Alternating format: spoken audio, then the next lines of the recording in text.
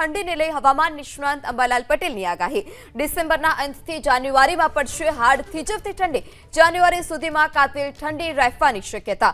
11 જાન્યુઆરી બાદ ઠંડા પવનો હાડ થીજવશે। જાન્યુઆરીથી એપ્રિલ દરમિયાન માવઠાની પણ અંબાલાલ પટેલે શક્યતા વ્યક્ત કરી છે।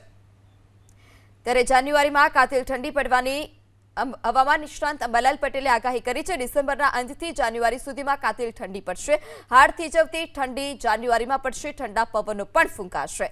તો જાન્યુઆરીથી એપ્રિલ દરમિયાન માવઠાની પણ શક્યતા અંબાલાલ પટેલે વ્યક્ત કરી છે। એટલે કે શિયાળા બાદ ઉનાળાની શરૂઆત અને ઉનાળાની શરૂઆતની સાથે જ ફરી એક વખત માવઠું થશે તે પ્રકારની વાત અંબાલાલ પટેલે કરી છે।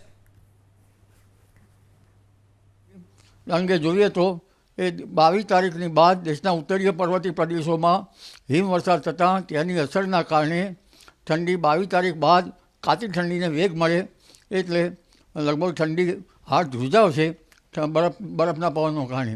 લઘુત્તમ તાપમાન ભલે થોડુંક ઊંચું રહી શકે અને મહત્તમ તાપમાન પણ ઓછું રહી શકે કે વધુ રહી શકે। આમ છતાં ઠંડા પવનો હાડ ધ્રુજાવશે અને તારીખ 22, 23, 24 સુધીમાં ઠંડીનો દોર આવશે।